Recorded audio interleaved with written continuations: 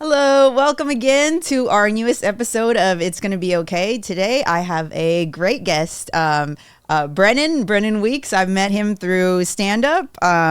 He is an LA-based comic, show producer, and also a teacher. Yeah. Hi, Brinan. Thank you for being here. I'm so glad that you made it. We obviously know that this is about mental health, and when you came out of your car, you seemed kind of like a little distraught. No, I'm just, I'm always worried about being on camera and just. Okay. I'm just not used to like studio stuff yet. Like I'm just, Oh, do all the lights make you nervous? Like, yeah, no, I remember when doing podcasts, it would just be like in someone's living room, like it's just. Yeah. It was less stress, right? Less confrontation, less pressure to perform. Right. It was just kind of like hanging out. Yeah. And just put up some microphones. So we could just treat it that way. It is technically like that. It is technically like that. So you are originally from New York, Albany, New York. What made you come out to LA besides doing stand-up? Teaching. Like legit, like you were just like they have more opportunities, because I know you teach in like do you teach for charter schools or more low income areas? I've taught in all different kind of schools. Okay. I originally came out here because like an ex-girlfriend talked me into it. Oh no. Yeah. Yeah, one of those things, being like try to make her dreams come true, which they did, and then mine. Yours got put in the back burner. I'm still aspiring. Okay. You're still aspiring and spiraling, right? Spiraling for sure. Mm-hmm. So I know I remember being booked on one of your shows, and I was I was spiraling myself from like a suicidal episode, which was very intense, and you were the only one to kind of like comfort me about that. And because I feel like you picked up on it. You picked up on the nuanced kind of like body language. And for me, when I read that, I was like, okay, this person might have experienced something like that along those lines, or kind of reads that. I mean, day to day, just, not to minimize, but like, I don't know. I've dealt with a lot of high risk demographics, I would say, like just, my past relationships, I've been with people who are bipolar and ADHD and mood swings, depression, all those things, and you got to pick on those signals if you want those relationships to be sustainable. You know what I mean? Like you have to kind of evolve. So right, and then I'm probably guessing as a teacher too, you probably pick up on that kind of stuff with kids. With kids, yeah, for sure. I mean, I worked at this little hippie school in Culver City for about 7 years, and that whole philosophy was just empathy and just treating like people as a whole human, as opposed to just like a student or just like this compartmentalized version of what expectations are. Right. So like you just look at somebody and go like, yeah, what's going on with you? And you just kind of reach out. Oh, okay. So you mean like hippie, as in like they got murals painted on the wall kind of deal? Oh no, their kids are named Granola. Oh shit! They're named Granola. They're named like I don't know. What is it? What's something? Spring? Yeah, it's just like a different keto bread. Oral wheat. Yeah, Sprout is a kid's name. Yeah. But yeah, like the school itself is a beautiful place. Like, it's a little culty. I won't put it, but like the philosophy is just very genuine. And actually, a lot of people take workshops there and then bring it out. That's why like a lot of like new corporations are all like picking up on like those buzzwords like holding space and like what's another one, like holding space. Like funny. We're gonna hold space. I'll hold space for your emotions. Right. Yeah. It's all that new therapy talk, right? Like. That vernacular that I believe what's his name, that actor that was using it against his girlfriend. Oh, Jonah Hill. Jonah Hill. Oh, yeah. And they use it wrong. They obviously misappropriate it wrong because they're not going to hold space for you if they're going to take you. They're going to take you out of employment. They're like, no, we're holding space for somebody else now. It does. Yeah. Well, when corporations do it, you can't have the same kind of philosophy in a capitalist system. Like with the school, it's very egalitarian, right? Like everybody gets to make their own choices. You know, like the kids can choose whether or not to go to class. Right. Which is like, well, then what's the point of having class? Well, you don't know unless you're interested in it, right? So you have to like cater lessons to like what these kids' interests are. And I don't know. And then exposure of different ideas. Like I used to take apart like old electronics I'd find by the dumpster, right? And I would just give the kids a bunch of screwdrivers and pliers and then just go for it, you know? Really? Yeah. And then so you were encouraging them to do something else with their brain? Yeah, there's other shit to do. It's just not just rote memorization. Like, you know, right. A lot of stuff is like storytelling. I would do storytelling classes. Like I'd have an open mic for kids. Like I couldn't put comedy down, you know? Like you'd be able to hear about like families like cheating on each other, like daddy's new friend, you know, like it just, the kids are very funny in the stuff they're willing to share, right? Like one kid did like a heavy metal song about how he wanted to kill me. Oh, that's legit. Yeah, it's like this little stewy sociopath kid. Was it good though? I mean, was it? It was insane. Yeah, really? But like, yeah. Oh no, not insanely good. But it was just like I didn't want to hear it. No, he's like dropped me into a pit of lava. Like it was just very funny. Oh, okay. Yeah. Have you ever had kids like draw pictures of you falling off of a cliff? Yes. Like, this is Brinan. Yep. I don't like him. Right. Oh my God, that's too funny. What was it like? Okay, so you mentioned that you've had girlfriends who are obviously, you know, not I wouldn't say well, but I mean like there's a stability problem there, right? Right, just the pre-therapy era. Yeah, pre-therapy era, before everyone started jumping on board the holistic, and I'm gonna. Well, every woman needed to heal, and you could see that in Instagram posts. I still think it needs to happen. It's not just like us healing, but I don't really know what the problem is. The problem is men are just ignoring the problem. Okay, so it's accountability. No, totally. I was thinking about like how to address like larger issues like while on this, and not just necessarily like my personal trauma. Oh, right? okay. Because like bringing in bits is that like I was thinking about like every women love lies. We do? You do. I don't know about that. Okay. I maybe it's not all women, but I know. But, okay, I don't. so here we go. Okay. You know how you have that friend and you're like, oh my God, girl, you look so nice. And like objectively, it may not be nice, right? Oh no, but I can tell when someone's lying to me. Right. Because it doesn't feel right. Because if it interacts with the way my perception of myself, I'm like, nah, shut the fuck up. I get upset by it, you know? I had to do therapy because one of my ex was like, you have to do therapy or we're breaking up. Oh, okay. So it was a court order or the terms and conditions for the relationship? To do that. And so when I was taking therapy and I was talking to my therapist is like, why don't you just break up with her? And I was like, oh, okay. Because she's just a control freak. Right. And it was like, she projected it to being my problem. Oh, that makes sense. And then I was just like, oh, and then I would bring it back to her, like stuff that I was working on. And then it would be like, oh, but then you're doing the thing that my therapist told me isn't an okay thing. Like we should talk about regulating emotions and self-soothing and, you know, like what are things that we can do to like mitigate conflict, you know? And it would just be like, nope. She would just want to keep fighting with me. Oh. And yeah, that is a problem. That does sound like. And it was interesting because it's like, you know, it's not her fault, right? Like I'm not a perfect person either, and like I can be very mean, and it's just like, but when you want to have a solution to a problem, right, and you want to negotiate and work with another person, it seems like some people aren't receptive to that. Yeah. You know.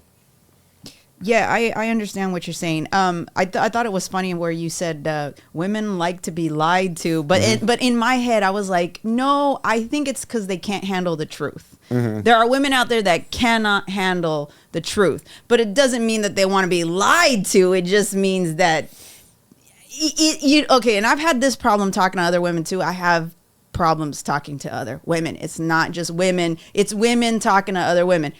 If men are trash, I don't think that either. Okay. But Yeah. I'm just saying, if this is a blanket statement, if men are trash, can women be annoying? Yes. Okay. Yes. Okay. Women can definitely be annoying because I get not all women. No, not all women, but I get annoyed too. Right. You know, because I'm very direct in my delivery of certain things, and for some people, a lot of people will tell me. I've had this happen. A lot of people will tell me they catch that off guard because it's coming from a woman. Mm-hmm. You know, and I'm like, okay, but I have to operate like that because in my head, that's the only way I could like live with my illness.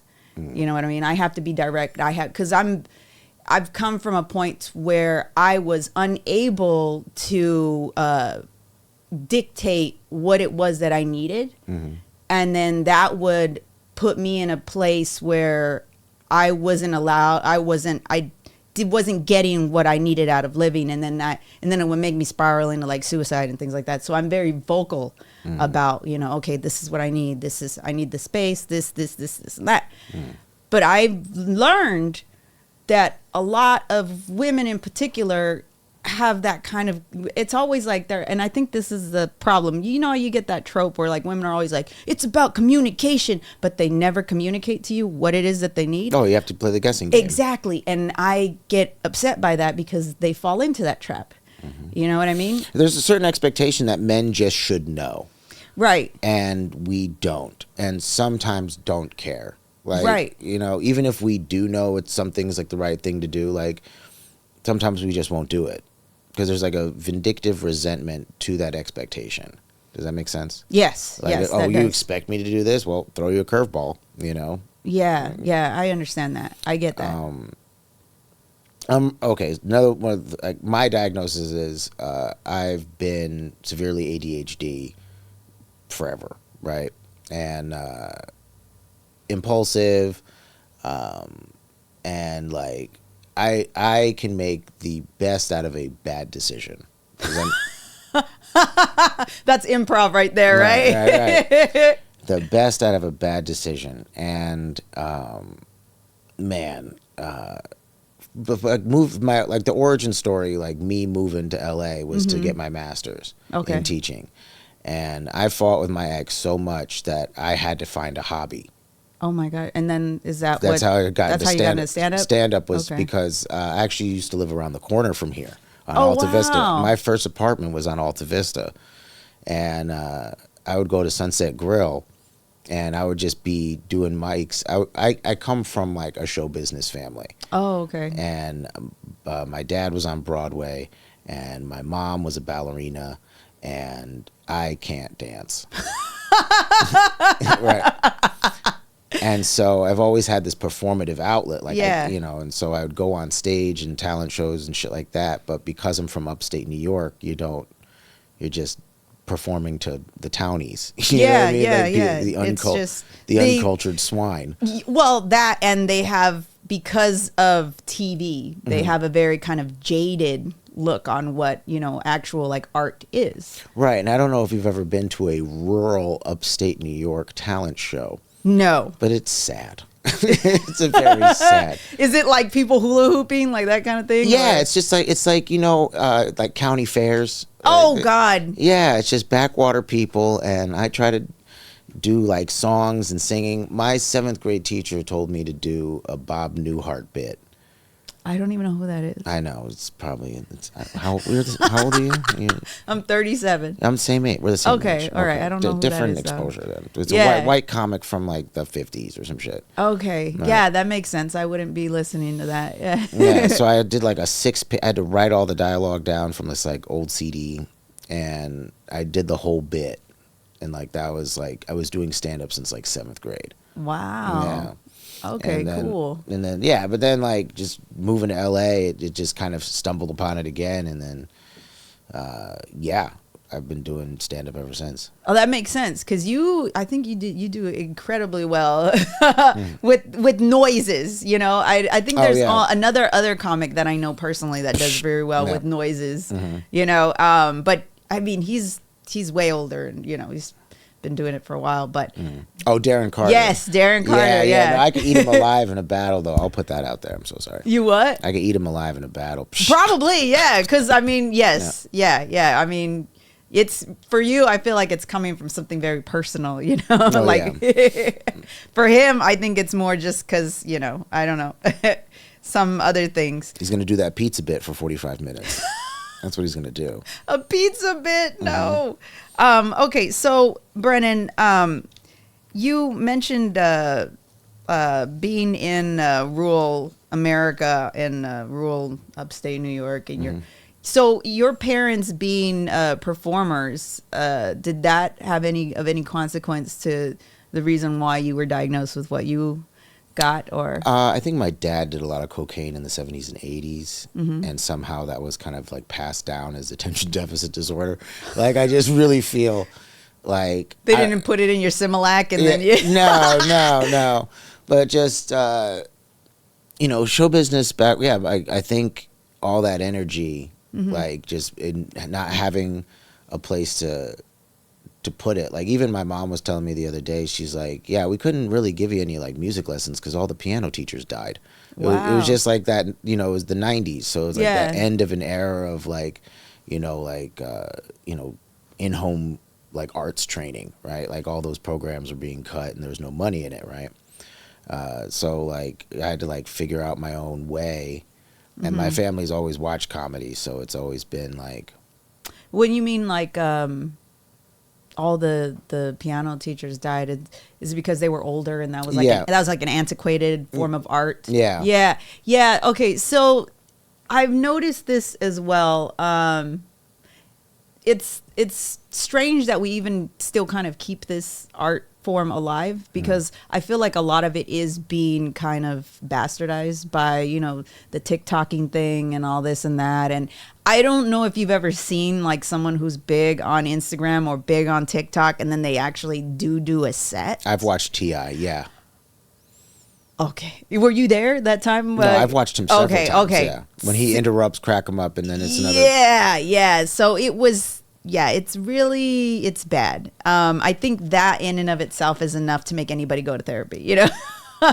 That is just, it's just too much. Well, people forgot what the like original intention of stand-up is that's to make people laugh. Right. It's not about to talk about your personal fucked up issues on stage when you could see a therapist to clear those first, like to make them a bit later, you know, like how do you make it funny as opposed to just saying what it is, right? Yeah. I feel like, and I hope I don't do this when I'm, because I've gone through this. It's more like to at least get some resolve. Right, you're looking for the resolution. Yeah. It's not to like, oh, I'm figuring it out as we're on here on stage. It's not. That's absolutely not the case. But I have seen people who have used that as therapy. You know, like, oh, I'm going through a breakup, and you know, like you should give yourself some time. You know, give yourself some time to relax. See, that was the thing I did for quite a bit after my divorce 2 or 3 years ago. You were married? Yeah, for about 14 months. That's like a Kim Kardashian wedding. Oh yeah, no, lesbians were surprised how fast that went. Really? Yeah. What was the reason for the separation? Oh, all types of stuff. I've talked about this on like another podcast, so I don't necessarily. Okay, all right.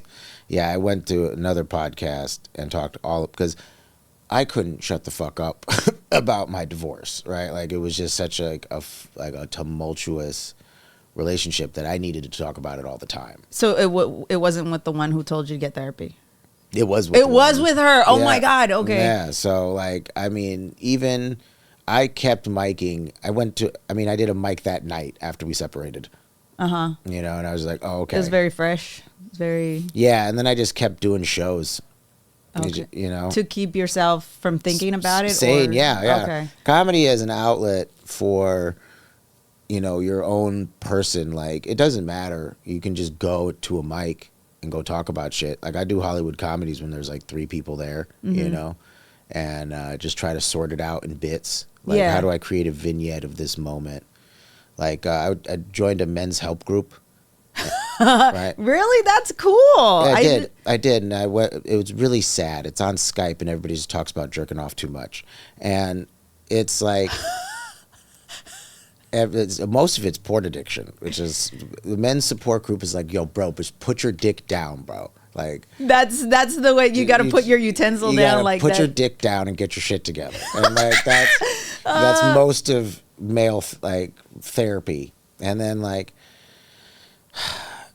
I don't know, partying with divorced dudes. I have a friend, he's in his 50s. He just got divorced too, and we'd fucking rage. Wow. You know, like we'd just go out, and then I'd be like crying in his car, like I still miss her, and then we'd do cocaine and it'd be fine. Oh my gosh! Like being divorced is hilarious because I still haven't gotten my shit together, you know. And it's only, well, I mean, it's been 14 months. I mean, people grieve differently. No, it was the marriage was 14 months, and I've been kind of like slopping around for the past 3 years. Oh, okay. So wait, hold on. So when did you get divorced? This was like 3 years ago, or yeah. And you've just been like, nah. All right. Okay. Yeah. All right. I see where you're. Was it because you still had your dick in your hand, kind of deal? Could be. Yeah, you're just still clutching it around. I don't know. I'd say like being, you know,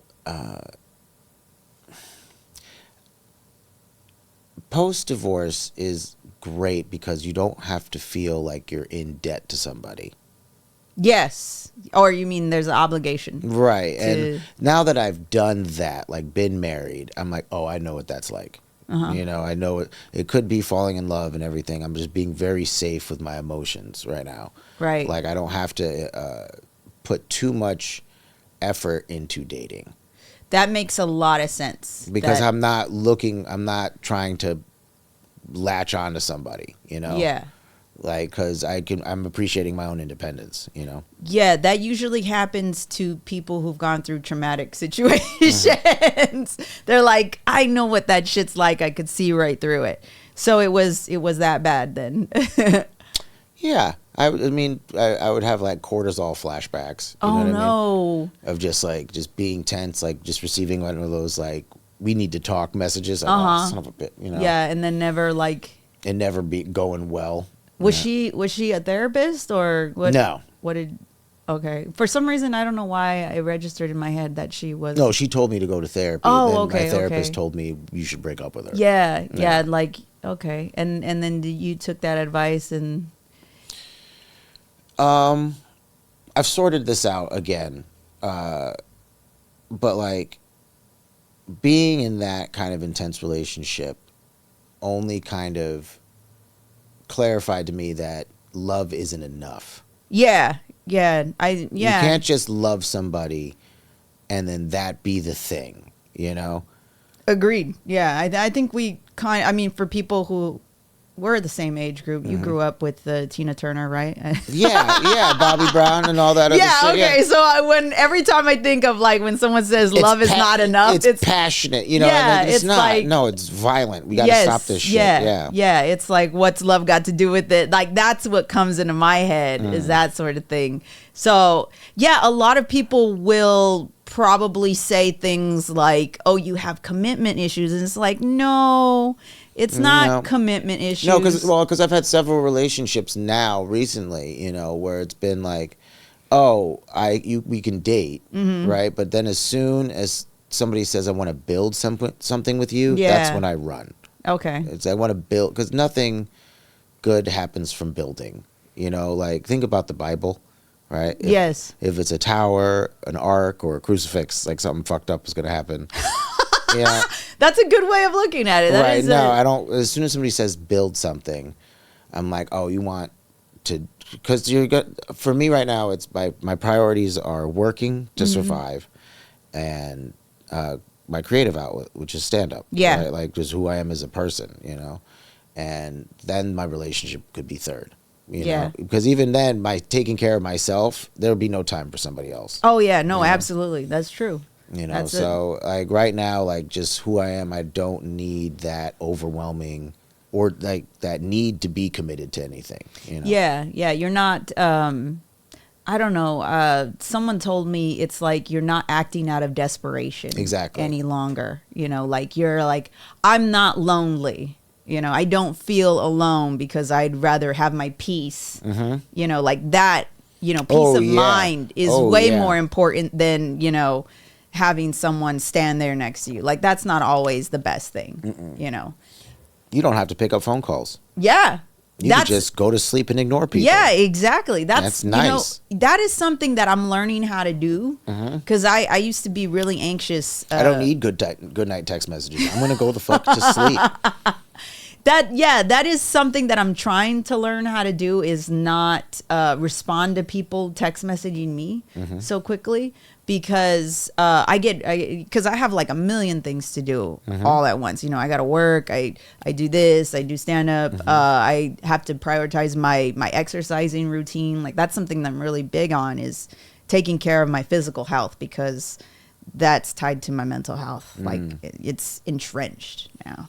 And some people don't understand that. They're like, oh, you're selfish. You know, they'll relabel it as something else because they want something from me, you know? And I'm like, that's not what that is. It just means that you have to make an appointment to want to see me, you know? I got to put you in my schedule. I'll pencil you in, but plans could change. Exactly. And I always think, like, for people that kind of have like an open schedule, that just means that, you know, maybe they're not doing enough. Yeah, they're not doing enough, or, you know, they don't understand, or maybe we shouldn't be friends, you know, like maybe they should get a job and leave me the fuck alone. You know, but I gravitate. Now I'm learning how to just let it go, because I would get upset, you know, if someone told me something like that wasn't necessarily anything on me, but I would just, you know, let it go. And now I gravitate more towards people who do have things that they're striving for, who have ambitions and goals. Yeah, because then, you know, like, oh, you got shit to do. And I have shit to do. And leave me alone. Yeah. Right. And then they understand. They're like, oh, okay, I understand your boundaries. You know, they get it, you know, and that's kind of hard to find, you know, because most people just want to kind of commandeer your schedule in a way, you know. Oh, yeah. And as soon as somebody's like, I had to ignore 26 missed calls because somebody was demanding my time. Ooh. And I was like, oh, no, that's not how this works. Yeah, I get what you're saying. An immediate red flag right there. You just got to cut that off, because you don't want to deal with that again. Yes. Yeah, exactly. Because then they start, if they know you too well, then it turns into a fight, a heated fight. Because then they can get under your skin. Exactly. And no. I think I dated a girl for about 4 weeks, and then she tried doing that, like trying to throw something that I said to her as like a jab. Okay. And I was like, oh, no, you haven't done the work yet. Yeah, that. As soon as you start doing that and like digging up stuff just because you're triggered by something, then I'm like, oh, okay. So, well, it's because she wanted something from you. That was her motivation. You know? To be able to get an emotional response. And as soon as I was like, oh, no, I think we had a good time. I thank you so much. Yes. Yeah, exactly. And see, for me, that was hard to do, like to cut people out, because then I would internalize it as like, oh, am I being the asshole? But then it's like, no, I'm not being an asshole for choosing my mental health, or like, you know, my peace. You see a red flag, you go, thank you so much. Yeah. And then you walk away. I know how this turns out. I've seen this Netflix movie before. Yeah. Skip intro. Yeah. Right? Like, I'm done. So, I mean, was that something that you learned from just through life, or you learned it from your parents? I learned that through divorce. Oh, okay. My parents were together for 35 years. They had a beautiful relationship. They never fought in front of us. They delegated like my family to me was very functional. Wow. Yeah, I mean, and I understood, because I got my ass beat, of course. Being an annoying kid, being ADHD. He's like, why the fuck did you do that? And I'm like, I don't know. And then just getting hit, you know. I realized later, you know, my parents' frustration at just not being able to understand. Right. That, I mean, if, you know, we're running and jumping on the couches, and they're like, can you stop jumping on the couches? And then you're like, no. And you keep doing it, eventually they're going to hit you. Yeah, well, because, I mean, they're not understanding, like, where all the pent-up energy is coming from, or what it even, why your brain works the way it does. Right, but then you find out they're both behind on bills, and, like... they're both stressed out. She's been cooking all day, he's been working all day, and it's just like, why don't you guys shut the fuck up, you know? And you're like, oh, okay. So I get all that from the past, but, like, being divorced and knowing how much I hung on to, like, toxic patterns with somebody, and then seeing that being replayed in newer relationships, like, allows me to see it coming. You know what I Okay. mean? Like, oh, I've seen this before.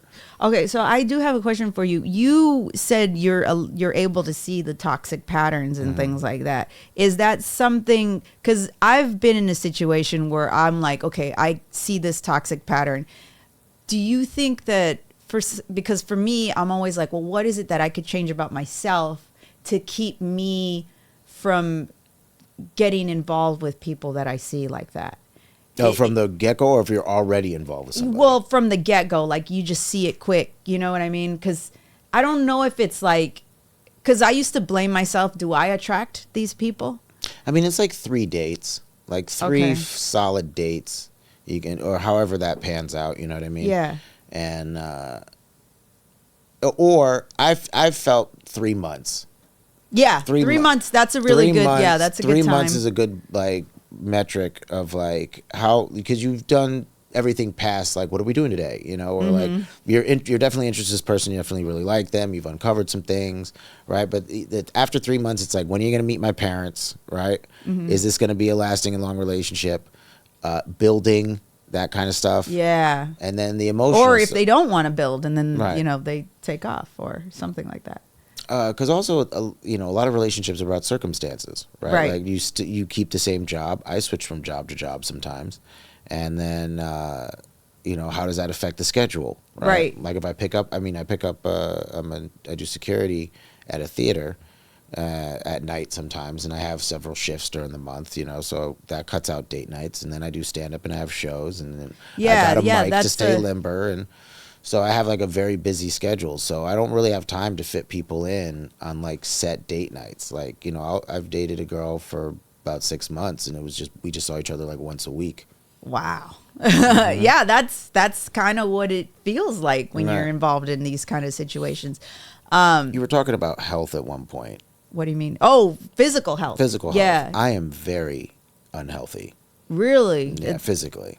Is that something that you think would help? Because I feel like for me,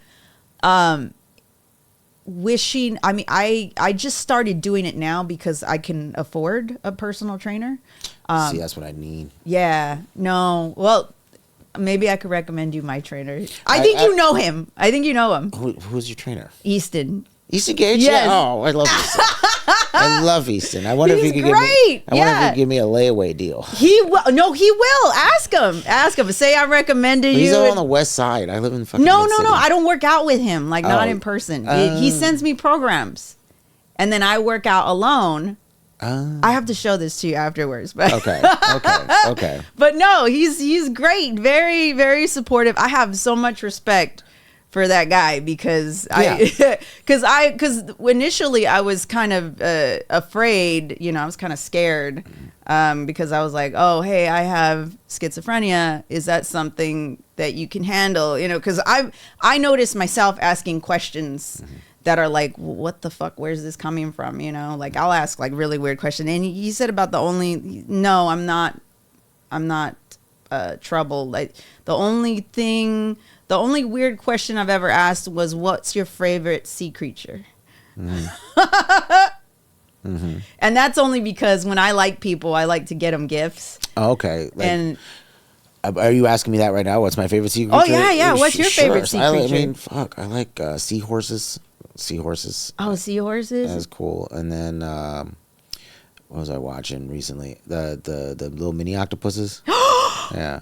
I have one of those on my dashboard. I have like a Like because I a like living one. No, I like to collect these guys, you Little know, like squishies. yeah, but they have like keychains, and so I like to get people those things, you know, because yeah, Yeah. because it's like emotional support for me, and Little you know, squeeze, yeah. yeah.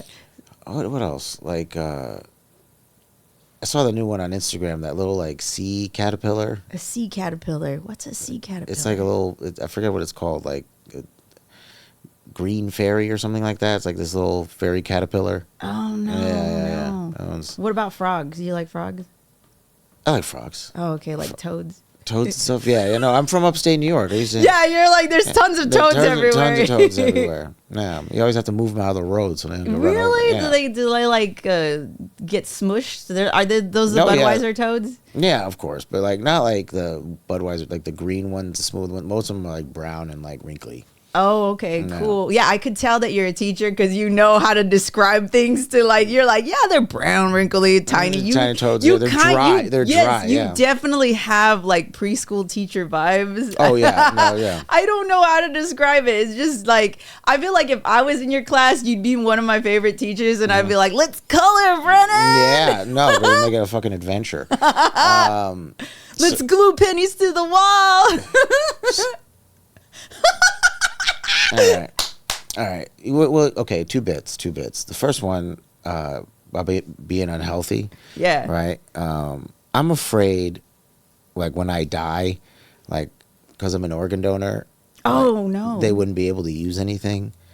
Like that's how unhealthy I think I am. Oh, is it because like all your insides are burned up? Yeah. We were talking about suicide. Yeah. And I smoke cigarettes, so it's like I'm slowly killing myself. Oh yeah. Every day. Are you sedentary? Like Yes, a lot? yes. You know, okay, so you're Yeah. killing yourself twice. Yes. Yeah, because like being sedentary and smoking cigarettes. So suicidal thoughts happen every time I'm smoking a cigarette because like this is gonna kill me, but not today. Yeah. Oh, you okay. know? So you're like a slow burner then. Yeah, exactly. You're like, I'm a slow cookie suicide. My depression is I'm taking my time. All right. Yeah. One cigarette at a time. Yeah. Yeah.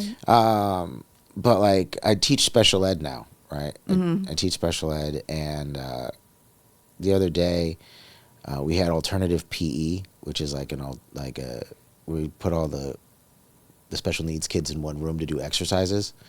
Do they all have to wear like No, helmets? No. Okay. So everybody has their varying disabilities, and she had us do like this high intensity interval training. And I think we've both seen the Thriller music video, right? Yeah, stop. They all look like they were dancing to different parts of the song, like at the same time. And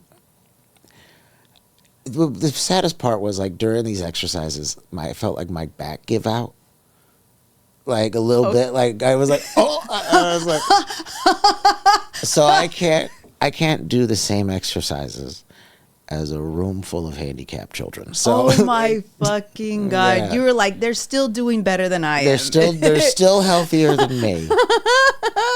Oh my God, that is so funny. Yeah. So how does it, so the high intensity interval, because that's what I do. Yeah. High intensity interval training. We like what? Oh my gosh. So they got, I was going to say they got hit a lot harder than you did. You got hit a lot harder than they did. Yeah. That's too funny. I don't mean to laugh at someone with special needs because I did have that special needs. I too. did that joke at a show. Yeah. And then I found out a board member from the school district I work on was in the front row. Oh my gosh. And then they didn't find out until the end of the show that I was in the same district, which I don't know. They didn't write you up, did they? No. Oh, no, but okay. it was very funny. Wait. What would you very do in that situation? What did they do in that situation? Did they come up to you and congratulate you? Like, No, they're like, hey, what school district do you work for? And I was like, what? And I was like, I said it, and they were like, oh, I'm a board member on there. And I oh was my like, God. No. I don't know what that means. It means that Brinan is up for review. So it was that. Besides, that was like the other day, which is very. I still have my job. Really? Yeah, Okay. yeah. You for now. Yeah. Reviews take 6 months.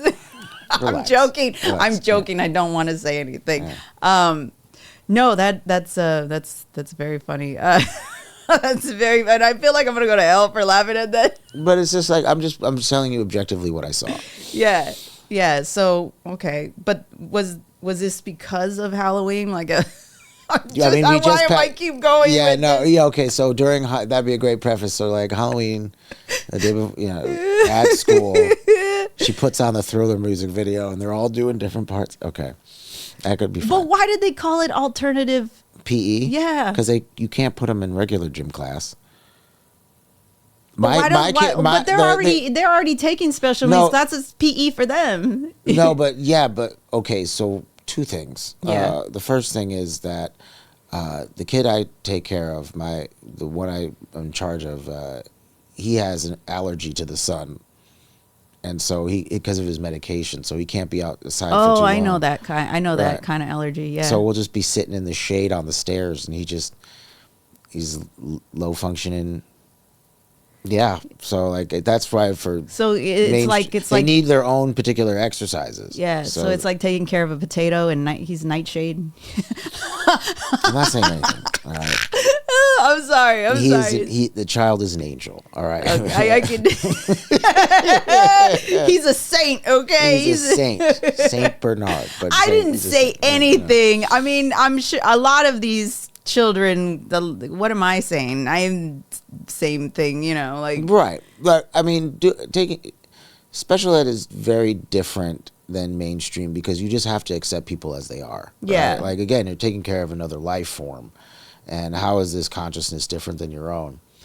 I've started mimicking the behavior of some of my students because that's how they communicate. So I do it back to them. What are you doing now? Has it helped?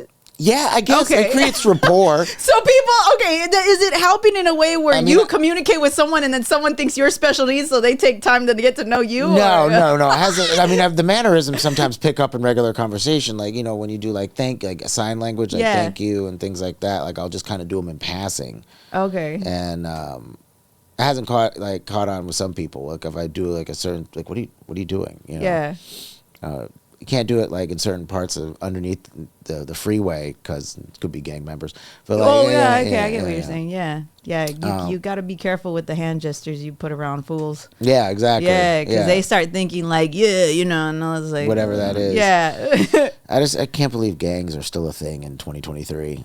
Oh yeah, you think they'd be more organized, huh? And they'd have. They'd have businesses. Right, yeah. No, Homeboys Industries does. I mean, that's about it. But it's after the fact. I wish I could speak on it a little bit more. I wish I understood thug culture in modern day times because all I have reference points for is just like media from the 90s. Like NWA. Is that? Right, yeah. But that's not like how all it's the structured. music, yeah. Right, and I've never been to jail. So like I don't have any, I have no interest in getting to know how that goes. Yeah, I don't think you want to know these people. No, I wouldn't. No. I wouldn't know how to deal with it. I mean, I've been in environments where like I go to after hours and stuff like that, where like I see that kind of stuff. But being involved on the ground floor is, I wouldn't have the time. Yeah, I'm too busy. Well, you wouldn't have the time. You're like, what? I don't have shows. Yeah. Yeah, you're like, I think I need to schedule this drive-by another time. Yeah. I'm not. But it is still a thing. There are still people that still think they live in the hood. My mom is one of them. Yeah, like So it's just that mentality never leaves, and I think mostly it's because it's traumatic. It's trauma bonding. Yeah, absolutely. It's like it's cyclical, inherited trauma, as they say.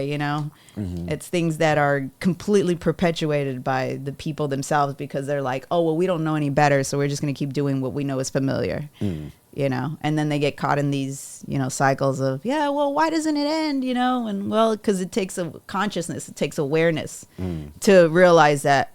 As we were talking about earlier, the toxic kind of patterns.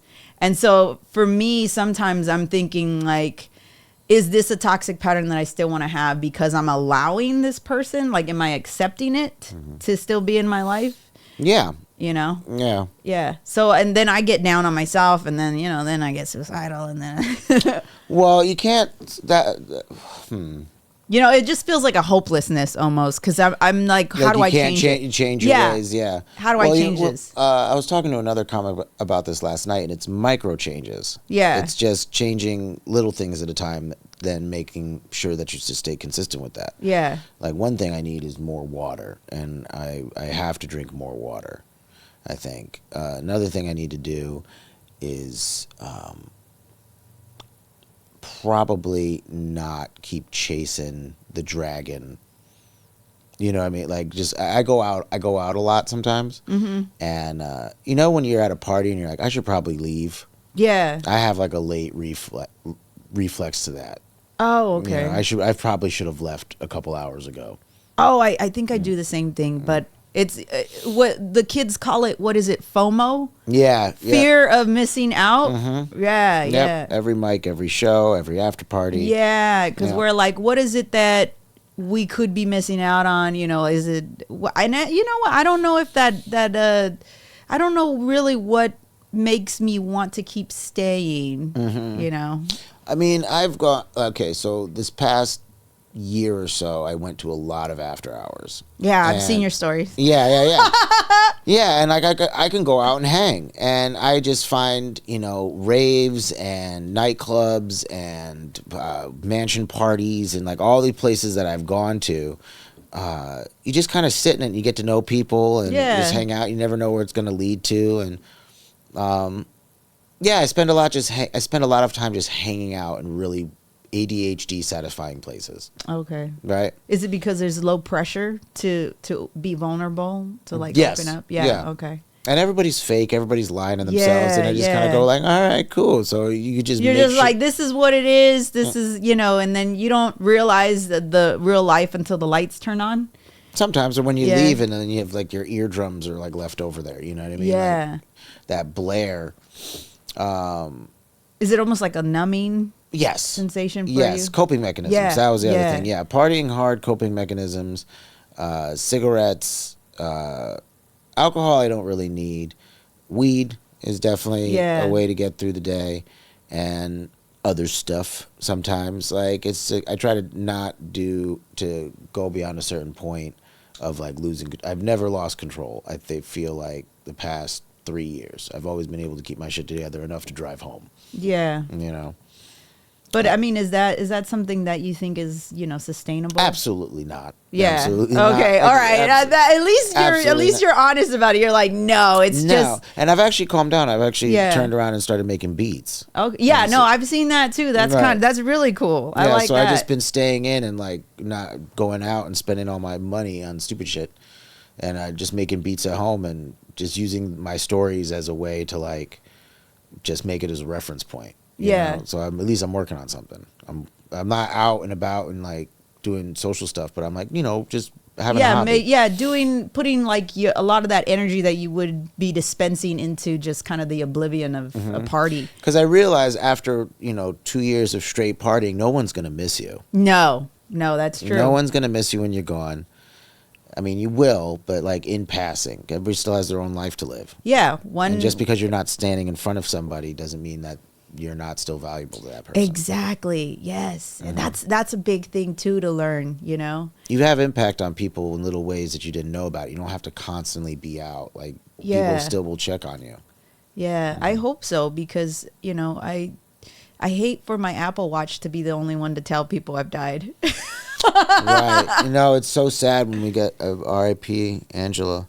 Yes. I miss her a lot. Yeah. That was yeah, speaking of that, I've been to 3 funerals the past 2 months. Wow. Yeah. Yeah, I mean, all 3 of them comics. No, yeah, that's the weirdest thing is that like I started stand up with Angela. Yeah. I started stand up with Angela, and then, you know, I didn't know she was sick. Me neither. And I knew about the spleen, or the infection.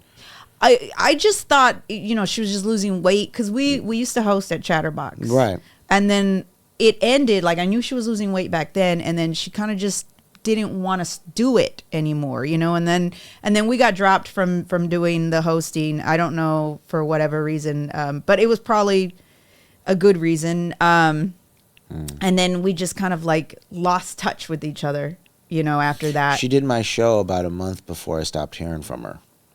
When was that? Outside. She did Outside Jokes in September. We have the same birthday. Oh, okay. No. Yeah, and then all of a sudden it just, you know, she just kind of went quiet. And then I was too busy doing things, and, you know. Yeah. But it was it came to me by surprise, like very much, because I think when it all happened, like we were all going through something, you know, because that was when the whole Palestinian thing and everyone was, we were all seeing all that happen, you know, and then people told me, oh yeah, guess who passed away? I was like, what? That doesn't make any sense. Like, didn't make any sense. Yeah, so I thought she was going to get out. I texted her when I found out she was in the hospital. I didn't even know she was in the hospital. I had no. Yeah, well, she went in about like September 30th, because I was going to go visit her up in, but she was in. She lives in West Covina, or like close to Azusa. Yeah. She was up there. Yeah, we're like Instagram besties. Oh. Yeah. Yeah. No. I don't know. I just don't know how to process grief. Like that's one of the Same feelings. Same here. Oh, we would have a whole other thing about. Like, processing grief. Yeah, that's one thing that I think that I do need to touch on when it comes to talking to people, because I know your mom she passed. No, too. she didn't. She did. No, that was a joke that Michael Silver hasn't let go. Oh God, shut up. Yeah, my mom still has stage 4 cancer, but okay. I thought she your hasn't mom passed away yet. I thought your. I'm so sorry. I thought your mom died. It's not. Okay. He just says my mom died. My mom is fine. She just had surgery. She's okay. I'm gonna kick his ass. It's very funny, but that's what he uses. He's like, your mom dead yet? And I'm just like, son of a bitch. No. Fuck you, bro. No, that's jacked up. I would never say. I thought for some reason, because I've heard Michael it, Silver's and I was a like, piece of dog shit. That's very. Yeah. I'll say that on the air. Yeah. Fucking asshole. Yeah. But it's a fun bit. No. All right. See, that's about, because processing grief, I can't get offended by it. I find it funny. Somebody wishing that much ill will on you, and it's just like this sick, twisted way of being like, well, that could be funny. I don't think he wishes. Does no, he really? Absolutely no, okay. No, I think he's doing, kind of not necessarily tongue in cheek, but tongue up his ass kind of deal. Yeah. But no. All right, Brennan. Well, I guess, we talked about a lot of things. Mm-hmm. We went over your whole whole kind of like life kind of spotted out, and the random chunks. I feel like it could have been more organized, but I'm ADHD. Yeah, no, it was good. It was good. It was good for what it was. It's I appreciate you always, especially because I always like look for people that I know that are safe for me to talk to. That's a big thing for me in stand up is I mean, they're on camera. Yeah, no, but even still, for me to there's certain people that I pick up on where if I know I can open up to that person and they won't use it against me. For sure. And I because I've been in situations where like I'll be vulnerable, and then they're like, oh well, and then they'll see that vulnerability and they'll use that as a way to either get gross or become aggressive with me. That's so weird. Or yeah, exactly. And I always have to feel like I have to walk around with my guard up, and that's not good, because then then it's confrontational with people that you could be receptive to later. Yeah, absolutely. And so I always appreciate you for being one of those people. I'm like, safe face. Thank you. Safe face. All right, thank you, Brennan. Thanks for being on this. And I every time I always try to tell people, regardless of what we go through, we still have to believe in ourselves and say everything is going to be okay. It's going to be okay. Yeah, everything's going to be okay. It's going to be okay. Thank you. Appreciate you. You too. All right, cutting.